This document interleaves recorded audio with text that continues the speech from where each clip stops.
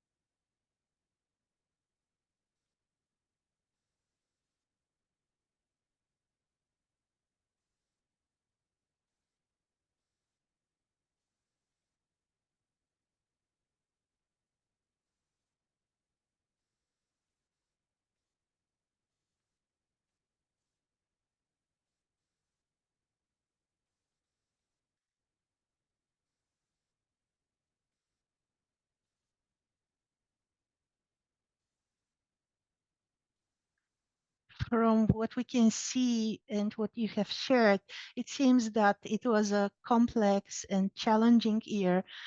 It was difficult, but it was also inspiring. It was dedicated to women and girls and feminism. Thank you all for sharing your inspirations for the year 2023. We will now continue with our event today, and I would like to give the floor to Abigail Erickson, the Chief of the UN Trust Fund, for an official welcome and opening remarks. Abby, the floor is yours.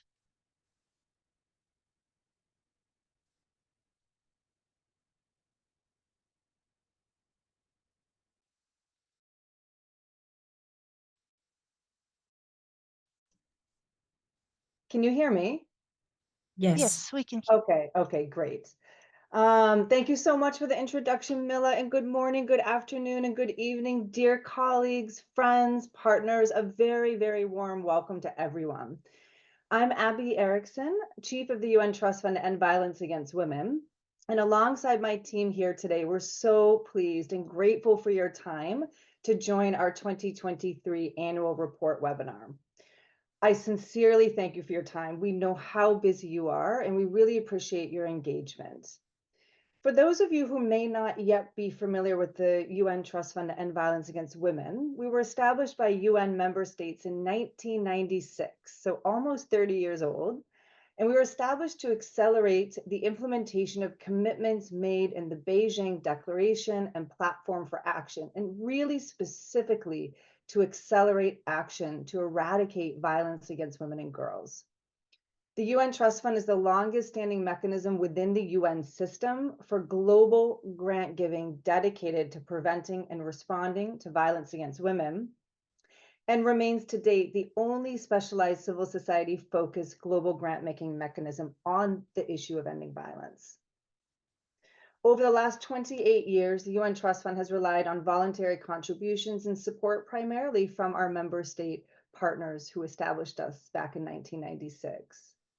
Their ongoing support for and trust in the UN Trust Fund's mandate and operations have enabled us to fund 646 initiatives to date, largely implemented by civil society, and most of them women-led, women's rights, and grassroots organizations.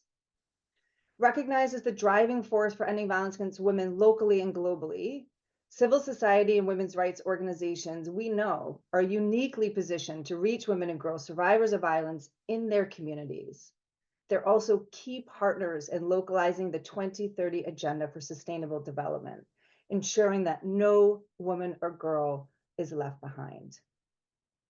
Today, we are here gathered to discuss the results and achievements of our incredible community of grantee partners throughout 2023. And Mila, as you asked for us to reflect on 2023, I realized also it was my first year as chief of the UN Trust Fund. So it was a big year for me, an incredible year. And since I joined this amazing team, and I've been privileged to meet and engage with our incredible partners, I have been so deeply moved by the life-saving and transformative efforts of our civil society and women's rights grantee partners working in communities worldwide. During 2023, a lot happened. I had the privilege to engage with partners through personal encounters and missions and visits, and during key events such as the Commission on the Status of Women, the Women Deliver 2023 conference in Kigali, Rwanda, and then, of course, the UN Trust Fund and Spotlight organized convening We Rise 2023, which was in Nairobi, Kenya. And that was our first regional learning exchange specifically around our cohort of partners that were also part of the Spotlight initiative. During that exchange, 55 grantee partners from across Africa and Latin America came together to exchange knowledge and learn from one another about what has worked to prevent and end violence against women and girls, and really working to build strong and resilient feminist movements. In addition, we've continued to bring together our government donors, UN agencies, and civil society partners, particularly at the country level. Our commitment at the UN Trust Fund continues to be in a stance of listening and learning and strengthening partnerships, recognizing that our efforts to end all forms of violence against all women and girls requires collective action and solidarity. As chief of the Trust Fund, I would like to reaffirm that we remain grounded in and guided by feminist principles, including the deep recognition that inclusive women's rights movements and coalitions are the driving force for transformative social and economic change, peace, and security. Our partners, some of whom you'll hear from in just a moment, are active across 68 countries and territories, and they demonstrate the power of grassroots action every single day, including those at the forefront of overlapping crises, from armed conflicts to climate emergencies to food insecurity, alongside the broader anti-women's rights backlash that we are all seeing globally. In 2023 alone, our partners reached more than 15 million people, including more than 7.8 million women and girls in all of their diversity. This includes women and girls living with disabilities, LGBTQI+, internally displaced and refugee women and girls, and those in the lowest income groups. Our grantee partners' accomplishments and impact are the essence of our work, and they are the focus of today's webinar. With each initiative reaching women and girls, we are making progress towards the better future that we all strive for. In 2023, the UN Trust Fund continues to listen and learn from our partners, and you will hear about their impressive results in more detail from representatives of 5 of these incredible organizations in just a moment. But I would like to just once again say thank you. We're so grateful that you're here. We're grateful for your partnership and solidarity, and we really look forward to the remaining webinar. So back over to you, Mila. Thank you. Thank you, Abby. Let's start with a short video which summarizes some of the key achievements in 2023. The footage is authentic, provided directly by our partners, and we hope it may give us a sense of their work and the results from the very grassroots level to the overall impact they generate collectively. We'll see the video now. Everyone we talked to have said, we don't really need that here. There isn't violence here. We don't have that problem here. So it's important to break these opinions in people.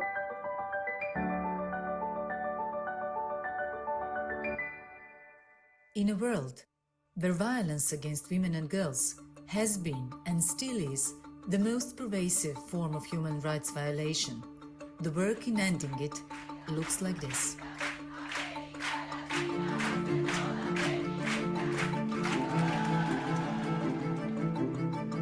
The UN Trust Fund is driven by a vision of a world where there's solidarity, where women and girls live free from all forms of violence.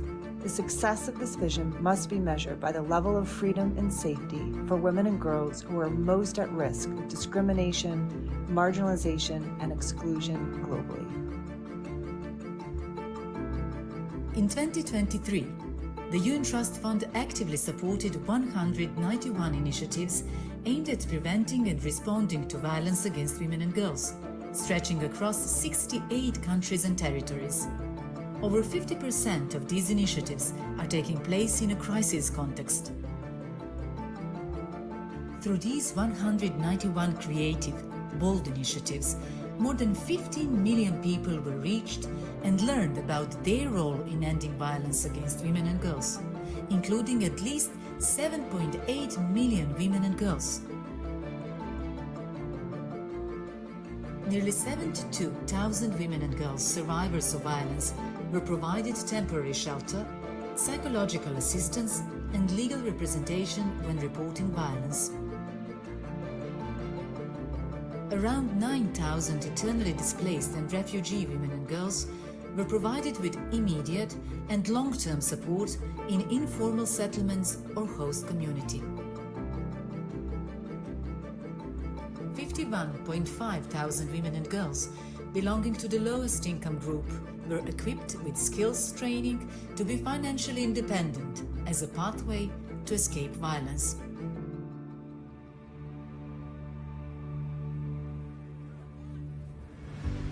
Natural and human-made disasters and the rise of anti-rights movements everywhere have further put women and girls, especially those in particularly marginalized communities, at extreme risk of violence. Las defensoras de derechos humanos en el ámbito local se enfrentan a desafíos notables debido a la falta de conciencia sobre los derechos de las mujeres y los derechos humanos en general. La violencia y la discriminación se han normalizado, lo cual dificulta su trabajo. A pesar de la resistencia y la hostilidad, continuamos luchando por la igualdad y la justicia para todas las mujeres. The UN Trust Fund is deeply committed to listening, learning, and empowering women's rights and civil society organizations in their cause to be louder, stronger together. Long-term, sustainable, flexible funding like UN Trust Fund provided, it really allows us to work from a needs-led basis and understand what the root causes of issues are and how we can provide solutions that are inclusive. Es crucial crear espacios de colaboración entre organizaciones locales para brindar refugio seguro a mujeres diversas, La visibilidad y el respaldo financiero y técnico son fundamentales para impactar incluso en aquellos que han normalizado la violencia. On trouvait opportun de descendre sur terrain, aller discuter avec les personnes déplacées sur cette question, cette thématique, leur parler des violences basées sur le genre, les circuits de référencement. For me, I'm so much encouraged that we are not alone. Join us in making sure women and girls live a life free from violence.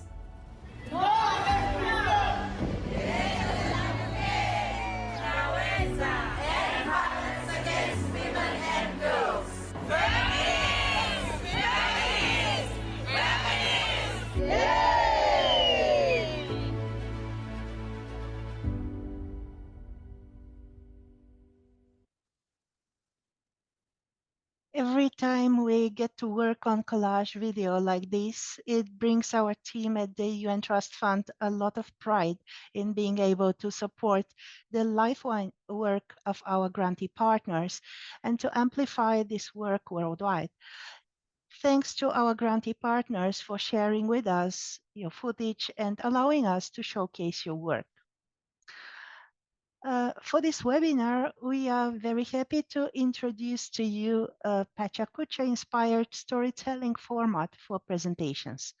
Our panelists will not respond to specific questions, but will rather walk us through a journey of their organization's work in ending violence against women and girls throughout 2023. Each slide of the presentation is set for 20 seconds, and each story will flow through 20 slides. We hope you enjoy this as much as we have been preparing it.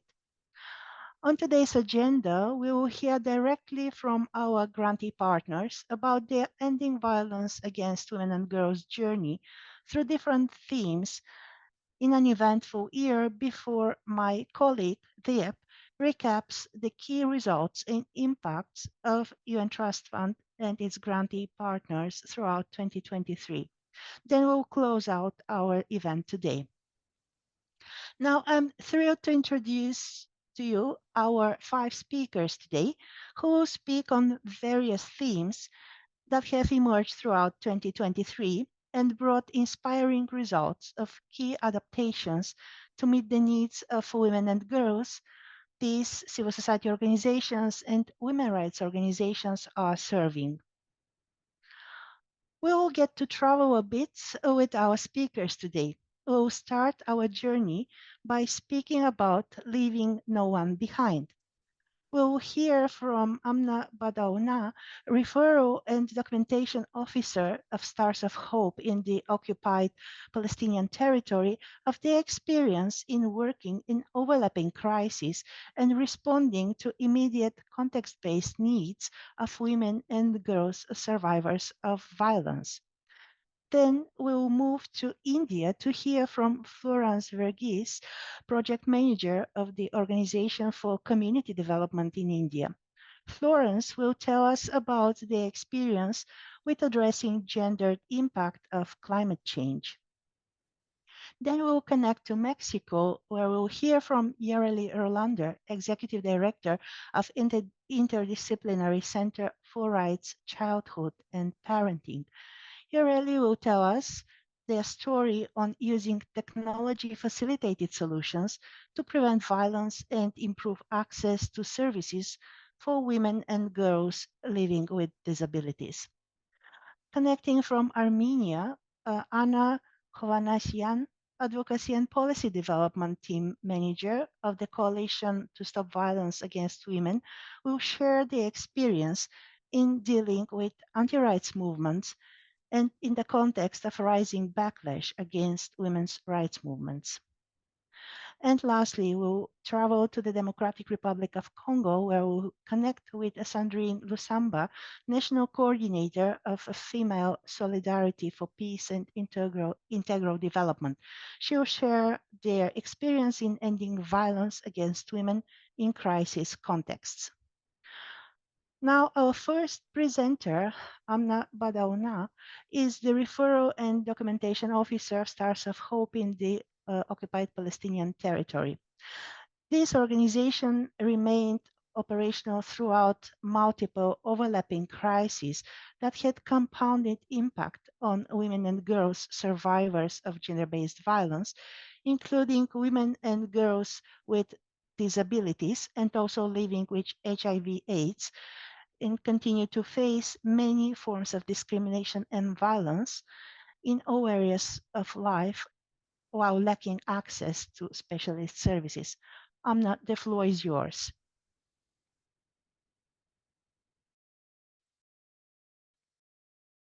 صباح الخير ومساء الخير يعني على الجميع. شكرا لاستماعكم مقدما. مهم في البداية نشير لواقع الحال اليوم في فلسطين، واللي بتمثل بأقصى سياق على الإطلاق كونه بتستمر حرب الإبادة الجماعية في قطاع غزة، كمان عنف الاحتلال والانتهاكات في الضفة الغربية. الجمعية فعليا وثقت في العام الماضي العديد من أوجه الانتهاكات اللي ألقت بظلالها على النساء ذوات الإعاقة، وانعكست كعنف ضد النساء ذوات الإعاقة، وعززت صعوبة الوصول للخدمات، بالإضافة للفجوة في الخدمات ومدى استجابتها لمتطلبات النساء ذوات الإعاقة. بتواجه النساء والفتيات ذوات الإعاقة تفاقم في مستويات الصعوبة في ظل تدمير البنى التحتية وعدم ملائمة الأماكن، صعوبة الحركة والتنقل، كمان ظروف النزوح الأشد صعوبة، عدم كفاية مراكز الإيواء كمان غير المجهزة بالأساس لمتطلبات النساء ذوات الإعاقة. في الضفة الغربية كمان طالت ارتدادات هاي الحرب الأشخاص والنساء ذوي وذوات الإعاقة، منهم اضطروا النزوح من مخيم جنين. كمان وثقت التقارير استشهاد طفل ذو إعاقة نتيجة الحصار على المخيم. دمر أيضا الاحتلال مقر لجمعية تأهيلية تعمل مع الأشخاص ذوي الإعاقة في المخيم. وكمان نظرا لصعوبة الطرق والمواصلات اللي بيفرضها الاحتلال من خلال الإغلاقات والحواجز، اضطرت كثير من النساء ذوات الإعاقة لترك أعمالهن أو انهار مصدر دخلهن. في ظل هاي الظروف والصعوبات بتشتغل الجمعية على التدخل مع النساء ذوات الإعاقة في ظل هاي الحالة الأكثر تعقيدا في التاريخ الفلسطيني، وذلك بشكل استراتيجي يعني على مستويين. الأول بيتعلق بتعزيز تقديم التدخلات والخدمات الأساسية ودعم وصول النساء ذوات الإعاقة إلها، واللي بتصير من خلال المتدخلات المباشرات مع النساء ذوات الإعاقة المعنفات، واللي أغلبهم فعليا نساء ذوات إعاقة. بتشتغل المنسقات الميدانيات في الجمعية واللي هن نساء ذوات إعاقة على التدخلات الوقائية والتوعوية بالعنف والخدمات مع النساء ذوات الإعاقة وأهاليهن بشكل مباشر. كمان بيشتغلن على رصد حالات العنف. أما المتابعة المباشرة مع الحالات فبتتولاها موظفات برضو ذوات إعاقة، واللي بتمحور دورهن في رصد المؤشرات وفحص احتياجات النساء ذوات الإعاقة والتحويل للخدمات المتخصصة، مع الحرص على توفير كافة آليات إتاحة الوصول للنساء ذوات الإعاقة سواء لتلقي الخدمات داخليا في الجمعية أو خارجيا. في هذا المستوى فعليا الجمعية بتقدم خدمات الدعم الاجتماعي وخدمات الدعم النفسي، بالإضافة لإدارة الحالة، كمان توفير التمكين الاقتصادي والخدمات الداعمة، وبتحرص على توفير الاحتياجات العاجلة للنساء ذوات الإعاقة كمان. أما المستوى الثاني بتمثل في استحداث استراتيجيات استجابة للواقع الحالي، واللي بتتلخص في ضعف منظومة الحماية من العنف على المستوى الرسمي وغير الرسمي نتيجة الظروف الحالية. الجمعية فعليا بتضطر للتدخل عشان ما تترك النساء ذوات الإعاقة عالقات ضمن حلقات العنف المركب. لهيك بنشتغل على توفير الخدمات الداعمة اللي بتحتاجها النساء ذوات الإعاقة للوصول للخدمات الأساسية عشان نسد الفجوة عند الشركاء الرسميين وغير الرسميين. كمان عملت الجمعية أيضا على الاستجابة السريعة لواقع الحال من خلال عدة عمليات رصد للانتهاكات الواقعة على النساء ذوات الإعاقة والاحتياجات العاجلة إلهن، وذلك العمل على سد هاي الاحتياجات مثل توفير الأدوات المساندة، المستلزمات الطبية والمستلزمات الصحية، بعض الأحيان المساعدات النقدية قدر الإمكان من خلال الشراكات ومن خلال كمان التمويلات المرنة المتاحة. من التحديات أيضا الجمعية بتشتغل يعني بالرغم من الظروف الصعبة والخطر اللي بيتعرضوا له موظفوها في قطاع غزة والضفة الغربية على تقديم خدمات الدعم النفسي والاجتماعي للنساء ذوات الإعاقة المعنفات المقرون بحالة الطوارئ، وبتستمر في التواصل واستحداث طرق مستجيبة لواقع الحال لتقديم الخدمات، واللي منها فعليا الوصول لأماكن تواجد المستفيدات من تقديم الخدمة والاستفادة كمان قدر الإمكان من الآليات التكنولوجية. الجمعية كمان بتستجيب وفق أولويات النساء ذوات الإعاقة في الميدان وبناء على متطلباتهن ذات الخصوصية العالية، واللي لازم تتوفر لضمان تلقي خدمات متكاملة. في هذا المجال بنشتغل على تنسيق مع كافة الشركاء والعمل على توجيه الدعم فيما يتعلق بشمول الإعاقة لدى مختلف مقدمي الخدمات، سواء في مجال العنف أو في مجال الإعاقة كمان. على هذا الصعيد يعني فعليا نجحت المؤسسة في قيادة قطاع الإعاقة في قطاع غزة، بالإضافة للجهود الكبيرة اللي بتجري على صعيد التعاون مع المؤسسات الدولية والمؤسسات المحلية. تشتغل الجمعية على تجنيد هاي الموارد وتقديم الدعم التقني حول شمول الإعاقة في الخدمات عموما وفي خدمات الحماية على وجه التحديد، بهدف تمكين مقدمي الخدمات من تقديم الخدمة بشكل مباشر للنساء ذوات الإعاقة وتوفير المتطلبات المتعلقة فيهن لضمان تخفيف احتمالية انكشافهن وعدم تركهن خلف الركب في ظل الظروف هاي الاستثنائية اللي بعيشنها. يعني فعليا حققت الجمعية أعلى استفادة من المنحة اللي بقدمها صندوق الأمم المتحدة الاستئماني للسكان، كون المنحة فعليا فيها قدر كافي من المرونة. كمان التخطيط للأنشطة بالأساس بأخذ بعين الاعتبار الواقع الفلسطيني، هذا أسهم في إمكانية الاستجابة السريعة ورصد الانتهاكات والاحتياجات والعمل على توفيرها من خلال هاي المنحة وكمان من خلال غيرها من التمويلات اللي توفرت. يعني أخيراً إحنا بندعو كافة المؤسسات الدولية والممولين لتضمين النساء ذوات الإعاقة والأشخاص ذوي الإعاقة بشكل عام في جميع خطط الطوارئ وخطط المساعدات الإنسانية، وعلى وجه التحديد في خطط الاستجابة المتخصصة عبر القطاعات المختلفة، لأنه هذا الإدماج بيوفر للأشخاص ذوي الإعاقة والنساء ذوات الإعاقة ولو القليل من مقومات الحماية والصمود. إضافة لهيك إحنا بندعو لاحترام حق الفلسطينيين والفلسطينيات كشعب وكمؤسسات في اختيار مسارات العمل الإنساني والتنموي دون انتقاص أو تجاوز، بمنح هاي المؤسسات المساحة لتوجيه التدخلات بما يلبي أولويات الشعب الفلسطيني عامة وبما يلبي أولويات النساء ذوات الإعاقة وبما يرفع صوتهن يعني ضمن أولوياتهن وضمن احتياجاتهن وضمن سياقهن اللي بعيشنه، واللي فعليا يعد الأصعب على المستوى الفلسطيني كونه واقع يعني شديد التعقيد، يعني لم يسبق أن تمر النساء بواقع أصعب من الواقع الموجود في غزة اليوم يعني. وشكرا لاستماعكم. Amna, thank you very much. We've heard from Amna how Stars of Hope are supporting women and girls with disabilities, survivors of violence in the occupied Palestinian territory, and how they are adapting their interventions to the complex challenges in order to ensure access to services so that women and girls with disabilities are not left behind. In India, the Organization for Community Development, a small women-led organization, works with the most marginalized fisherwomen in selected villages in Tamil Nadu to address the sharp increase in gender-based violence. Their project aims to strengthen community-based women groups by focusing on women who are particularly at risk to violence and seeks to strengthen their economic empowerment. Our second speaker, Florence Verghese, project manager, will talk us through their organization's experience in dealing with the gendered impact of climate change and how it affects violence against women. Florence, the floor is yours. Hello, hi everyone. This is Florence Verghese from India. I'm going to represent my organization, Organization for Community Development. Organization for Community Development works for the fisherfolk people of Kanyakumari district, 44 coastal villages of Kanyakumari district, India. The livelihood of the fisherfolk people in the Mukwa community are closely related to the sea. The vast majority of the males are engaged in fishing activities. Women support them in dry fish making, arranging fish nets. Due to the changes in climate, at times their livelihood is in peril. They lose their employment opportunities during major and minor disasters like floods, heavy rain, seawater insurgency. Due to these factors, males are not able to go fishing during this period. Generally speaking, fisherfolk men struggle with substance abuse and addiction due to the heavy nature of their work. During this unemployment period, women are also idle.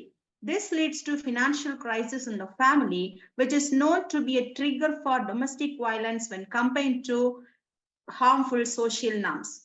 Violence against women manifests in various forms within the Mukwar Marine Fisherfolk community, including physical, sexual, emotional, and economic violence. These acts of violence are often exacerbated by social stigma and economic instability. Our initiative addresses these issues through community engagement, awareness programs, and supportive services. We focus on empowering marginalized fisherwomen by providing them with skills, knowledge, and access to relevant services. Last year, we encountered several challenges in our efforts to implement our project and reach the fisherfolk community. The COVID-19 pandemic severely disrupted community activities, and activities have to be reimagined to prevent infections. For example, including new emerging variants, all necessary precautionary measures were adopted. Training sessions involving large number of participants were conducted in 2 batches to ensure safety and continuity. Additionally, entrenched social norms of political instability pose significant barriers to our progress. Under a UNTF-funded project, OCD identified 200 survivors of domestic violence during the project period. OCD counseled and supported them and provided them with the temporary accommodations which enabled them to return to normal life.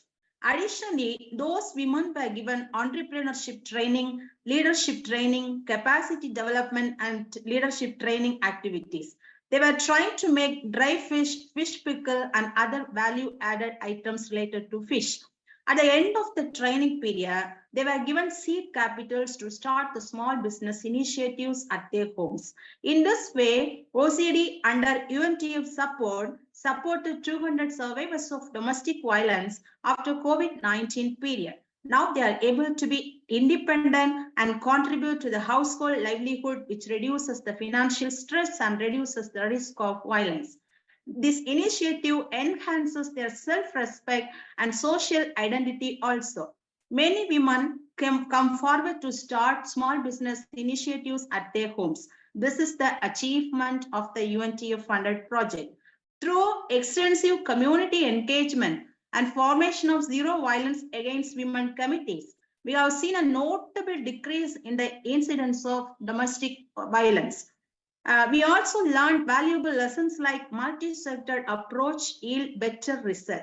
Another critical lesson is the effectiveness of multi-sector approach in addressing violence against women. Violence against women is a complex issue that intersects with various sectors such as health, justice, and social services. A coordinated approach involving multiple stakeholders can provide comprehensive support to survivors and prevent further violence. Second one, comprehensive community engagement is crucial. So one of the most significant lessons learned from the project is the importance of comprehensive community engagement. Addressing violence against women requires involvement of the entire community, including women, community-based organizations, and local leaders. The third one is capacity building and training are essential. Building the capacity of local stakeholders and providing continuous training is vital for the sustainability of violence against women projects. This includes for community-based committees and survivors of violence against women, etc. Sustainability planning is also essential. That also we learned from this project. Ensuring the sustainability of the project beyond the project period is essential for lasting impact. Thank you so much for giving me this opportunity. Thank you. Thank you. Thank you so much, Florence. We've heard from Florence how Organization for Community Development has adapted their strategies to address the impact of climate change and to increase in the increased gender-based violence situation by including community engagement, awareness programs, and supportive services, capacity development, and economic empowerment for women survivors of violence. Now we are moving to Mexico. In Mexico, the Interdisciplinary Centre for Rights, Childhood and Parenting supports different groups of women with disabilities, survivors of violence, through technology to prevent violence called App Morada.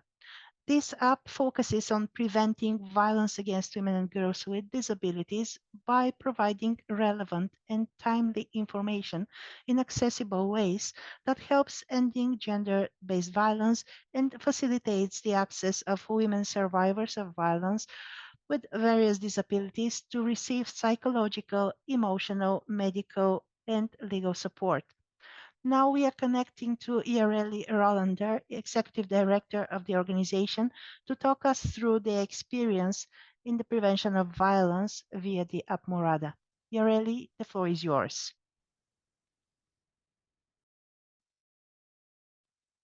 Buenos días. A nombre de las integrantes de nuestra organización, gracias por la invitación. CIDIP, desde 2017, promueve y defiende los derechos de infancias, adolescencias y mujeres desde una perspectiva interseccional. En este contexto, hemos sido beneficiadas por el Fondo Fiduciario de Naciones Unidas para eliminar la violencia contra la mujer en el siglo XXVI. Gracias a esto, implementamos el mecanismo de respuesta para la atención de mujeres con discapacidad que viven violencia en México. En nuestro país, 10 mujeres por día y 7 niñas al mes son víctimas de feminicidio. Y hasta hoy no sabemos cuántas de ellas vivían con alguna discapacidad.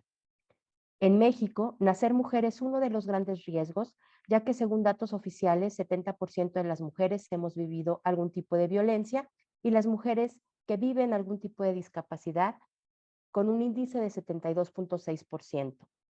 Las mujeres con discapacidad experimentan las mismas violencias que el resto de las mujeres, pero pueden vivir otras violencias específicas por su condición y están más expuestas a vivir las consecuencias y no poder salir de los ciclos de violencia. De acuerdo con las encuestas realizadas por nuestra organización, el 79.2% vive violencia por parte de su pareja y el 98% de las mujeres con discapacidad no denuncia, debido a la falta de capacitación del personal de los servicios de atención, carencia de información en formatos accesibles, inexistencia de instalaciones accesibles y ajustes a los procedimientos, barreras a la comunicación como inexistencia de intérpretes de lengua de seña mexicana. Nuestra organización desde 2019 implementa un programa sobre género, violencias y discapacidad, del cual se desprende la aplicación Morada, herramienta tecnológica creada en medio de la pandemia, en la que los índices de violencia de género en México se encontraban en su punto más alto. El servicio brinda formatos accesibles, lengua de seña mexicana, lectura fácil, lector de pantalla, atención de relevo, es decir, videollamada en lengua de seña mexicana. En 2020 y 2021 desarrollamos 2 encuestas accesibles para conocer la situación de las mujeres con discapacidad respecto a los temas de violencia.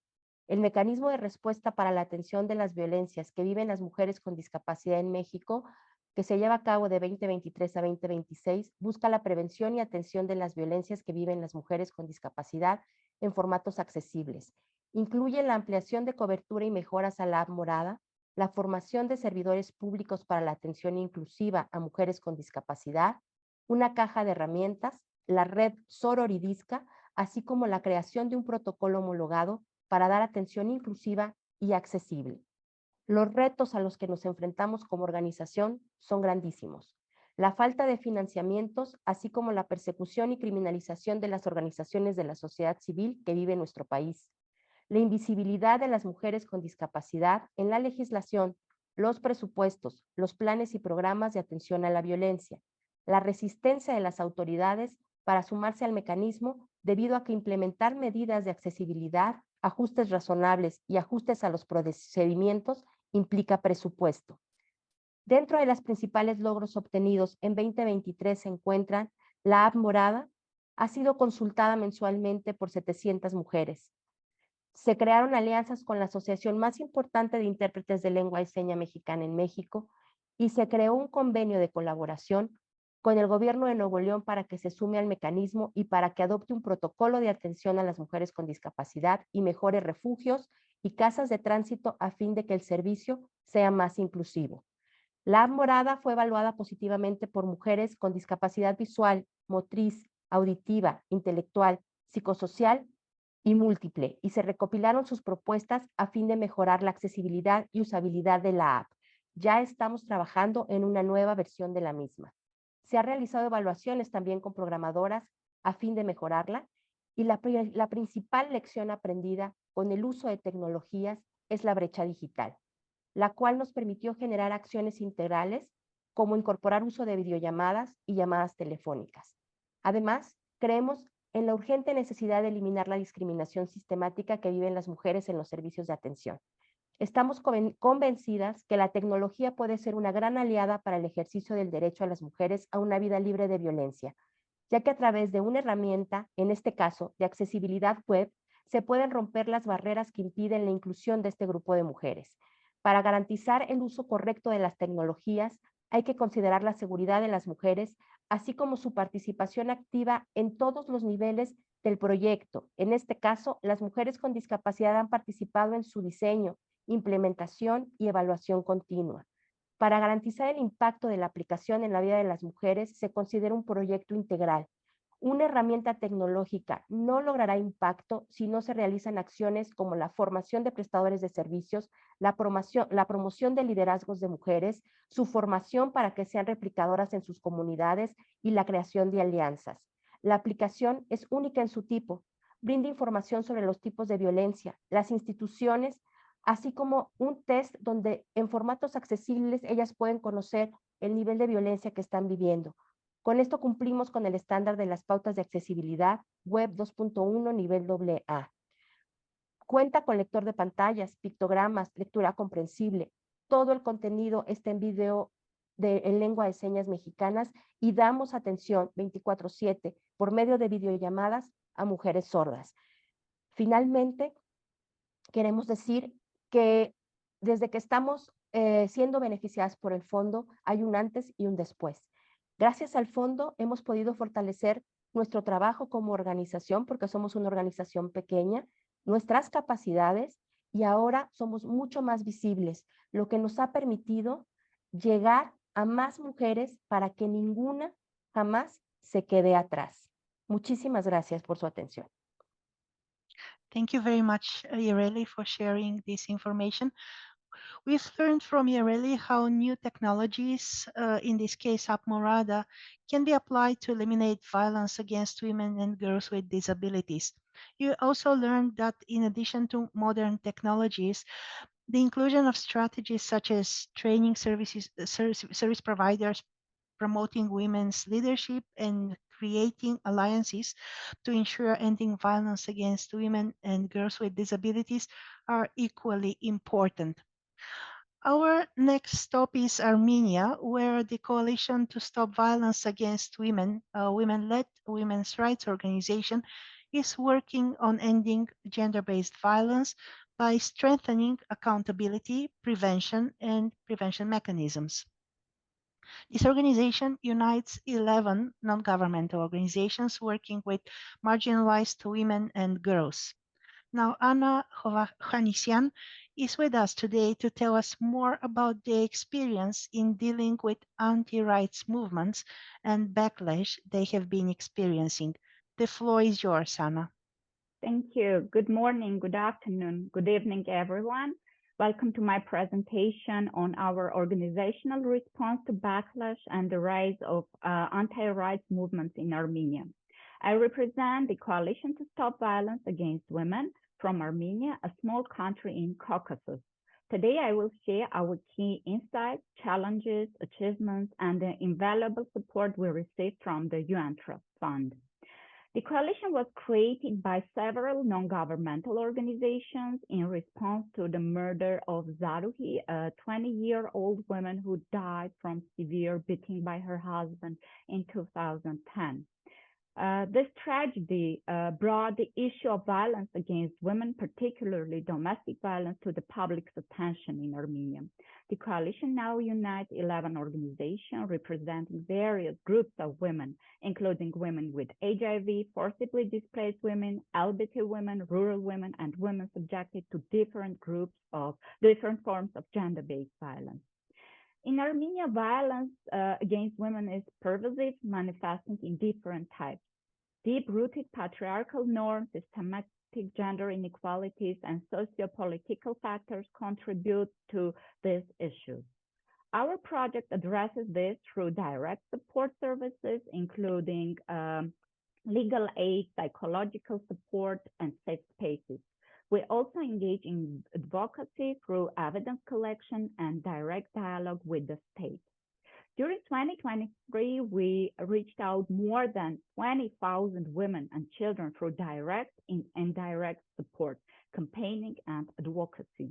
Over 1,500 women received legal, social, and psychological support and humanitarian aid right after 2020 crisis of forced displacement.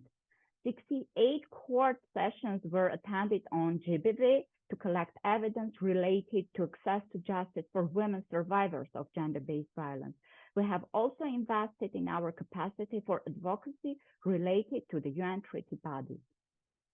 The 2020 war in Nagorno-Karabakh and the forced displacement of people in 2023 significantly exacerbated challenges related to GBV. War trauma and increased gender-based violence cases remain critical concerns.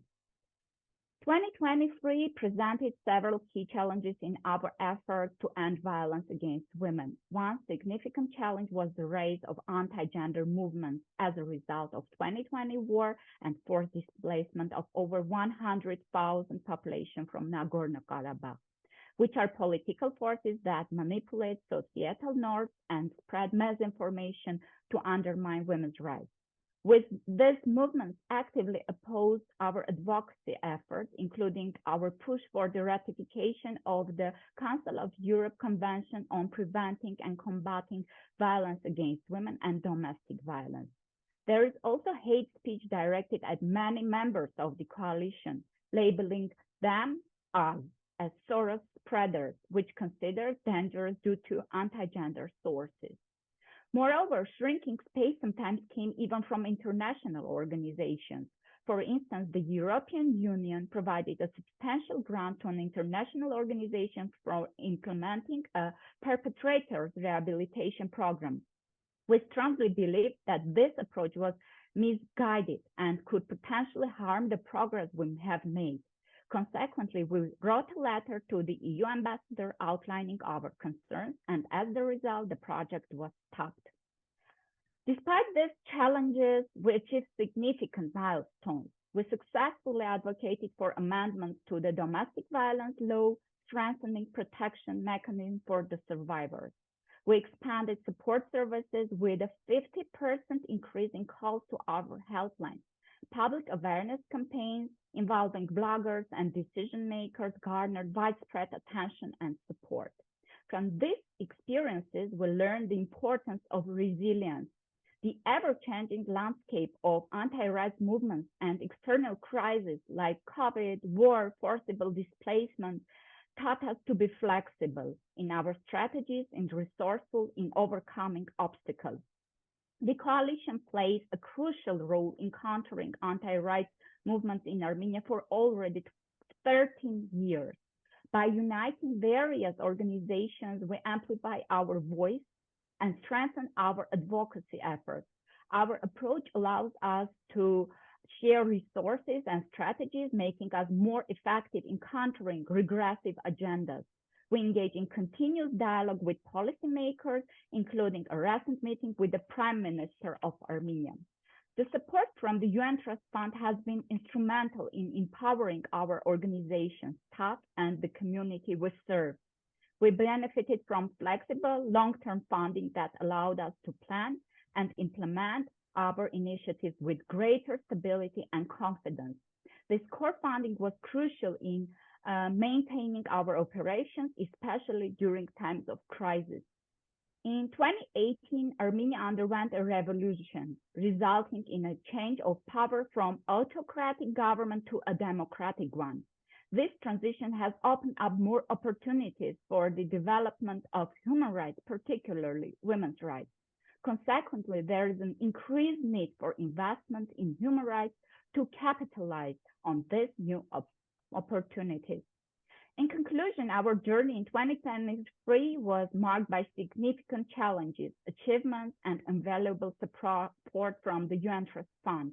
As we continue to navigate the complexities of anti-rights movements and strive to end violence against women and girls, we remain committed to our mission and vision of just and equitable society. And thank you for your attention. Thank you very much, Anna. We've heard from how the Coalition to Stop Violence Against Women addresses the backlash and the rise of anti-rights movements in Armenia, while continuing ensuring access to legal, social, psychological support to marginalized women and girl survivors of violence. We've also learned about the importance of resilience and resourcefulness in overcoming complex challenges. Now we are moving on. In the Democratic Republic of Congo, women and girls are at higher risk of violence as a result of complex contexts, including armed conflict and natural disasters. In this challenging context, female solidarity for peace and integral development focuses on promoting women's rights through community mobilization, comprehensive services, and strengthening women and girls' autonomy and representation in decision-making bodies. Sandrine Lusamba is with us today to talk about her organization's experience in ending violence against women in crisis contexts. Sandrine, the floor is yours.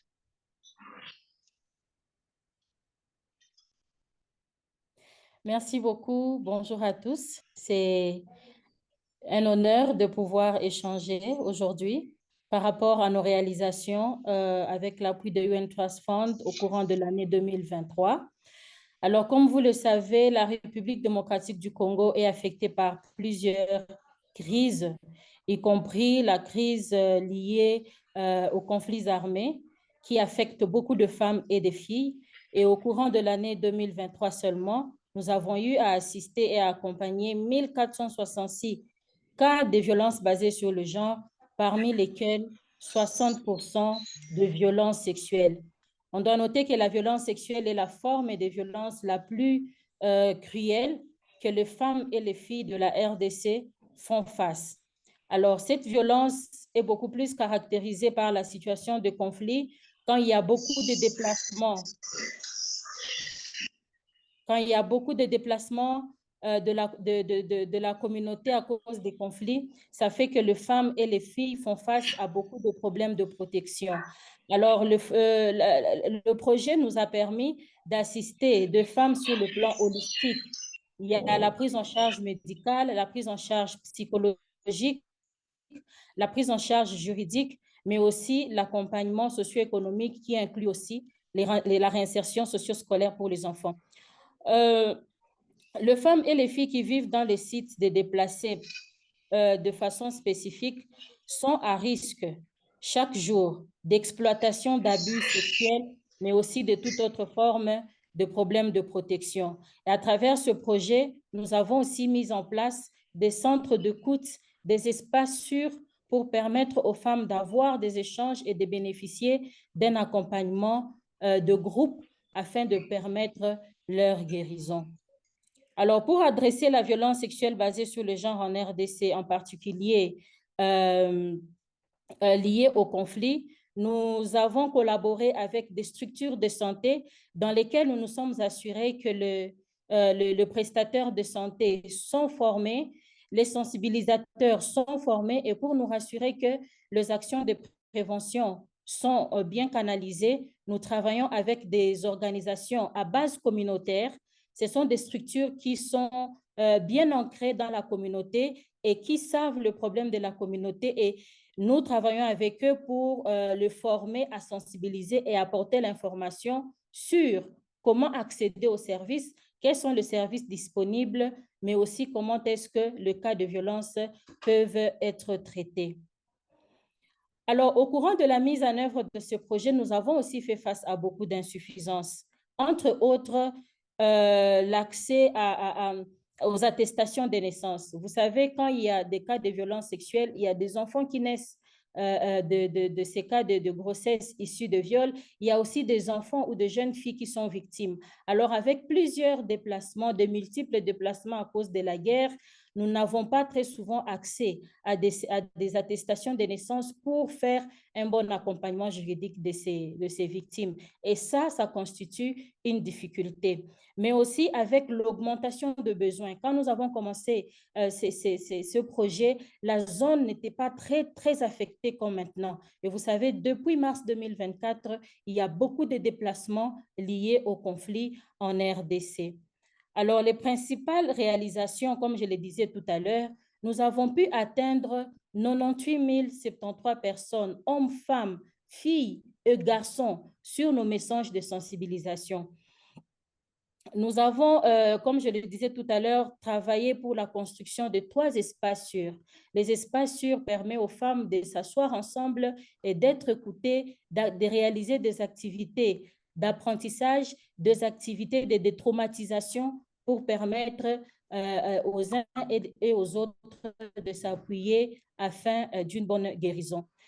Nous avons aussi travaillé de façon particulière à prendre en compte le besoin spécifique de femmes et des enfants qui portent des handicaps, entre autres ceux qui sont malentendants et qui ont des problèmes d'accès.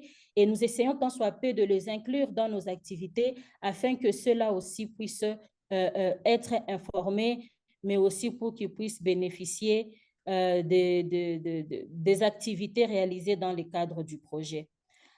Ce projet nous a permis aussi, avec l'appui de UN Trust Fund, de renforcer les capacités de nos staffs, de nous-mêmes, pour que nous puissions apporter une aide de qualité. Nous avons été formés sur les aspects de programmation, nous avons été formés sur les finances, mais aussi sur la prise en compte de besoins spécifiques de femmes et de filles, mais aussi comment est-ce que nous pouvons impliquer durablement les hommes et les garçons dans la lutte contre les violences basées sur le genre.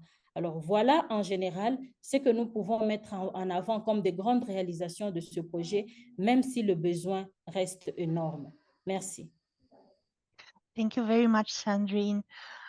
We've learned from Sandrine how their work in some of the most complex and protracted humanitarian crises has led them to adapt their work and focus on prevention and risk mitigation activities, as well as on search of holistic response, including psychosocial, medical, legal support, and socioeconomic reintegration of women and girl survivors of violence. What a great journey we've gone through together. I would like to thank you all our speakers for letting us in on our journey in ending violence against women and girls in different contexts and showing us how this work changes women's lives. In the next part of our program today, my dear colleague Ziep will walk us through the impact from civil society-led work on the lives of women and girls during 2023, an eventful year with many lessons learned and important highlights. Thea, the floor is yours. Thank you, Mila. Hello, everyone. We hope that you have found all the presentations and stories inspiring and enriching. I am now pleased to share with you key results and impact of UN Trust Fund and its grantee partners throughout 2023. Details of these results can be found in our annual report in 2023, which I invite you all to read after this webinar. To this day, none of us is foreign to the fact that violence against women is the most widespread form of human rights violation. 2023 saw turbulences in many places in the world, and with it came a heightened risk of violence against women and girls globally.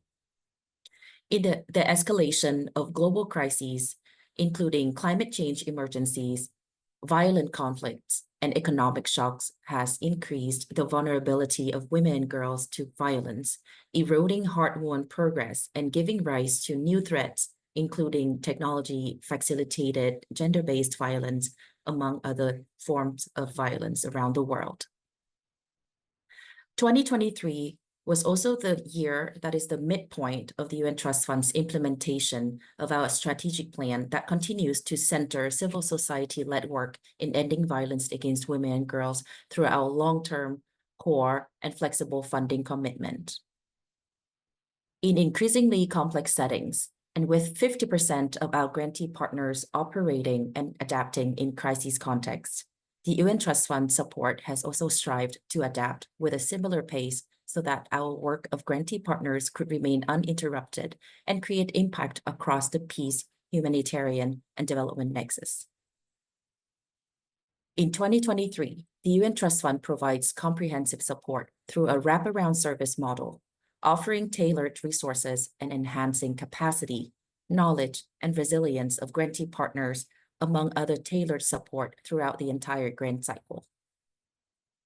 As a result, 75% of grantee partners reported positive shifts in organizational adaptability, and 74% mobilized additional funding, upwards of $18 million for additional support to initiatives against violence.